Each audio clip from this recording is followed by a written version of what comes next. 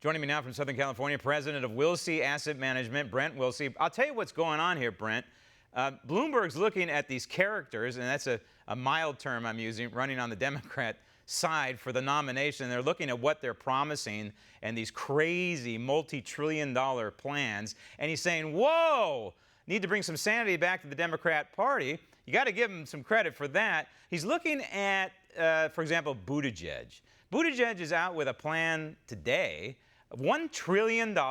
That's a steal, by the way, compared to Bernie Sanders and Elizabeth Warren. But $1 trillion for college and housing is a great way to start, right? $1 trillion.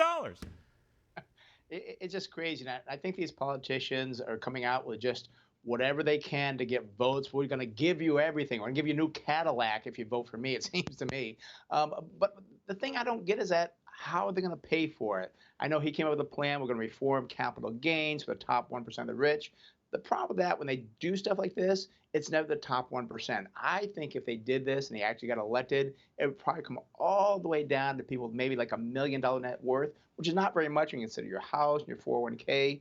And also, too, let's not remember or forget here that when you talk about capital gains, well, they might say, I'm not going to sell. And then there's no capital gains created because it makes no sense to do that. And also, it does hurt the economy because selling creates activity. Right. So his whole plan is terrible from amount he's spending to how he plans to raise money to do it. It's a disaster waiting to happen. Yeah, selling generates, for example, capital gains tax. You know, it's a relatively low figure right now.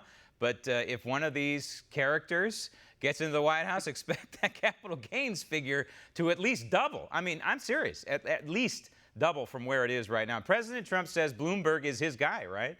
He would like, according to the president, more than anybody else, I guess male, he would like to run against Michael. I think female, probably Hillary Clinton. He'd love to have a do-over on that one and beat her twice. But for a male, he says he'd love to run against Bloomberg. And I think it's because it's mano a mano, New Yorker versus New Yorker, billionaire versus billionaire.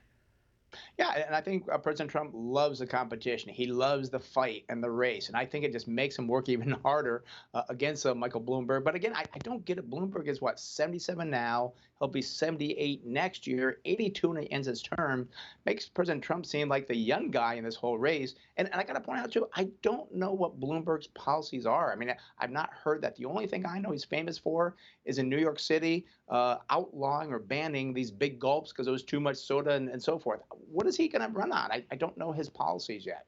Spotty at best is his record in New York City. He did help with crime, but and the police, and that's a good thing, but everything else was kind of all over the map. Brent, thank you. Want to see more videos like this? Click on the link below and subscribe to One American News on YouTube. And call your cable provider and kindly demand that One American News is added to your lineup.